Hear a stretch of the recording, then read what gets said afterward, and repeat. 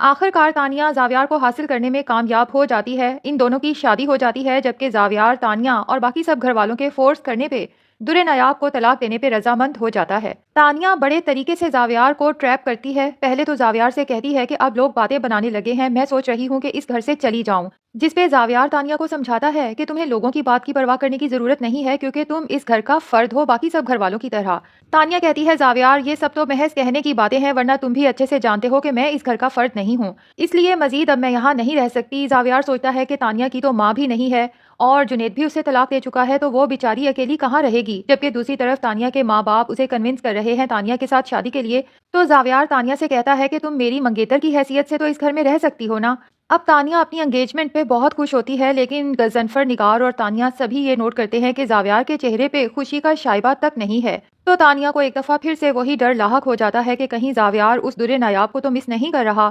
زاویار سے اس کی اداسی کی وجہ پوچھنے کے ساتھ ساتھ یہ بھی کہہ دیتی ہے کہ زاویار ہم کوئی بچے تو نہیں ہیں اور ہم ایک دوسرے کو ہمیشہ سے جانتے بھی ہیں، تو بھلا منگنی کرنے کی کیا ضرورت تھی، ہمیں ڈائریکٹ شادی کر لینی چاہیے تھی، جس پہ زاویار کہتا ہے کہ تانیہ دراصل مجھے اس رشتے کو ایکسیپٹ کرنے کے لیے کچھ وقت چاہیے اور میں حیدر کی طرف سے بھی بہت فکر مند ہوں، مجھے نہیں پتا کہ حیدر کا ہم دونوں کی شادی کے بعد کیا بنے گا، جس پہ تانیہ زاویار سے جھوٹے وعدے کرتے ہوئے کہتی ہے کہ تم حیدر کے لیے کیوں پریشان ہو، حیدر اگر تمہارا بیٹا ہے تو میرا بھی ہے، میں اس کا اس کی ماں سے بڑھ کے خیال رکھوں گی، اس لیے حیدر کی طرف سے تم بالکل بے فکر ہو جاؤ اور جتنی جلدی ہو سکتا ہے ہم دونوں کو شادی کر لینی چاہیے کیونکہ حیدر کو اب ماں اور باپ دونوں کے پیار کی ضرورت ہے۔ زاویار بھی تانیہ کے اس ٹریپ میں آ کے اس سے شادی کر لیتا ہے، لیکن شادی کے بعد تانیہ کے اصل رنگ نظر آتے ہیں اور آہستہ آہستہ زاویار کو پتہ چلتا ہے کہ تانیہ تو حیدر کا بالکل بھی خیال نہیں رکھتی، بلکہ شادی سے پہلے بھی حیدر سارا دن سرونٹ کوارٹر میں ہوتا تھا جمیلہ کے پاس اور تانیہ صرف اسے اس وقت اٹھاتی تھی جب زاویار کو آفس سے واپس آنے کا وقت ہوتا تھا۔ زاویار کو افسوس ہوتا ہے کہ اس نے جلد بازی میں بہت غلط فیصلہ کر لیا کیونکہ تانیہ کے ساتھ تو اس نے شادی ہی حیدر کے لیے کی تھی کہ حیدر کو ماں کا پیار ملے گا،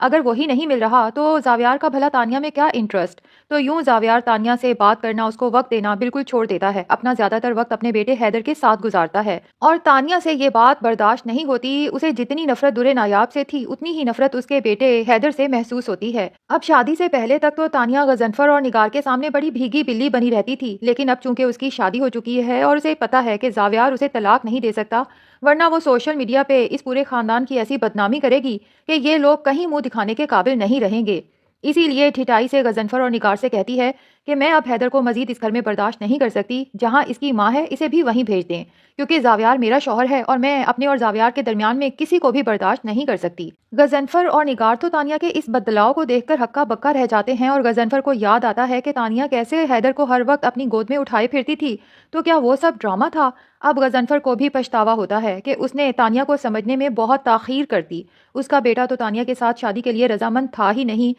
غضنفر اور نگار نے زاویار پہ دباؤ ڈالا تانیہ کے ساتھ شادی کے لیے اور اب اس تانیہ نے گھر کا ماحول عذاب بنا رکھا ہے، زاویار الگ اس سے پریشان ہے، غضنفر نگار الگ اس سے پریشان ہیں۔ نگار سے تو اپنے بیٹے کی اداسی پریشانی دیکھی نہیں جاتی، اپنے شوہر سے کہتی ہے کہ پتہ نہیں کس کی نظر لگ گئی میرے بیٹے کی زندگی کو، اب تو جیسے اس نے ہنسنا مسکرانا بالکل ہی چھوڑ دیا ہے، کسی بات پہ بھی خوش ہی نہیں ہوتا اور تانیہ کو بھی یہی شکایت ہے کہ وہ اس سے کھچا کھچا سا رہتا ہے، اور سب سے زیادہ تو میں تانیہ کو دیکھ کے حیران ہوں، وہ تو بالکل ہی ایک مختلف شخصیت بن چکی ہے، یہ تو وہ تانیہ لگتی ہی نہیں جو زاویار سے شادی سے پہلے تھی، میں نے کبھی سوچا بھی نہیں تھا کہ تانیہ اتنی موڈی اور سیلفش لڑکی نکلے گی۔ اب غضنفر اور نگار کو تھوڑا تھوڑا احساس ہونے لگا ہے کہ ان کا بیٹا جنید بالکل ٹھیک کہتا تھا کہ تانیہ وہ نہیں ہے جو آپ کو نظر آتی ہے، میں اسے کیسے برداشت کر رہا ہوں یہ صرف میں اور میرا خدا جانتا ہے۔ اور اب انہیں یہ بھی احساس ہوتا ہے کہ جب زاویار کی در نایاب سے شادی ہوئی تھی تو وہ کتنا خوش رہنے لگا تھا، در نایاب کیا زاویار کی زندگی سے گئی، زاویار کی زندگی سے تو جیسے ساری خوشیاں ہی روٹ گئیں۔ دوسری طرف در نایاب جو پہلے تو زاویار سے طلاق نہیں چاہتی تھی، لیکن اب جب تانیہ اور زاویار کی شادی کا پتہ چل چکا ہے تو اب جب در نایاب کے بھائی اور بھابھی خلا کے کیس کی بات کرتے ہیں تو در نایاب رضامند ہو جاتی ہے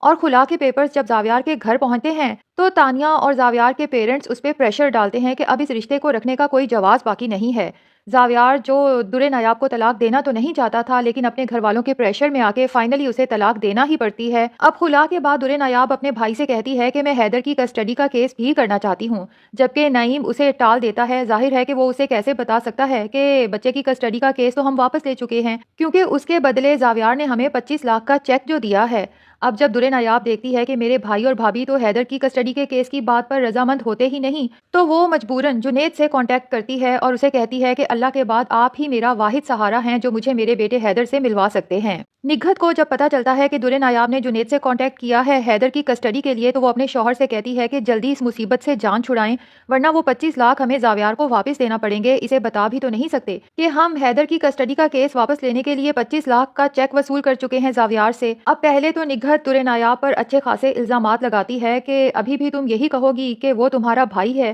اگر بھائی ہے تو تم آدھی آدھی رات کو اس کے ساتھ باتیں کیوں کرتی ہو، اس لیے اس سے موبائل ہی لے لیتی ہے اور پھر اپنے شوہر سے کہتی ہے کہ جلدی اس مصیبت سے جان چھڑائیں، اگر آپ اجازت دیں تو میں اس کے رشتے کی بات چلاؤں۔ اور پھر بتاتی ہے کہ پڑوس میں جو اس کی دوست رہتی ہے اس کی جیٹھانی فوت ہو گئی ہے اور پیچھے 4 بچے بھی چھوڑ گئی ہے، جیٹھ کی عمر بھی کوئی زیادہ نہیں ہے، بس زیادہ سے زیادہ 50-55 کا ہوگا۔ نعیم کو تو یہ رشتہ درے نایاب کے لیے بہت معقول معلوم ہوتا ہے اور وہ کہتا ہے کہ ظاہر ہے طلاق یافتہ اور ایک بچے کی ماں کے ساتھ اور کون شادی کرے گا، تم وہیں اس کی شادی کی بات چلاؤ۔ جبکہ درے نایاب اپنے بھائی اور بھابھی کی یہ باتیں سن لیتی ہے، وہ تو بہت پریشان ہو جاتی ہے، اللہ سے رو رو کے دعا کرتی ہے کہ یا اللہ مجھے اس مشکل سے نکال، میرے اندر اب مزید مصیبتیں برداشت کرنے کی ہمت نہیں ہے۔ اور لگتا ہے کہ درے نایاب کی دعائیں سنی گئی ہیں، کیونکہ جنید درے نایاب کے گھر آ جاتا ہے۔ درے نایاب تو جنید کو یوں اچانک اپنے گھر پہ دیکھ کے پریشان ہو جاتی ہے اور اسے کہتی ہے کہ آپ کو یہاں نہیں آنا چاہیے تھا، سب لوگ بہت تماشا بنائیں گے، لیکن جنید کہتا ہے کہ میں تمہارے بھائی اور بھابھی سے ضروری بات کرنے آیا ہوں۔ درے نایاب کہتی ہے کہ پلیز آپ کوئی بات نہ کریں، پہلے ہی گھر میں کوہرام مچا ہوا ہے، میرے اوپر پہلے ہی بہت الزامات لگ رہے ہیں، لیکن جنید بھی جانے سے صاف انکار کر دیتا ہے۔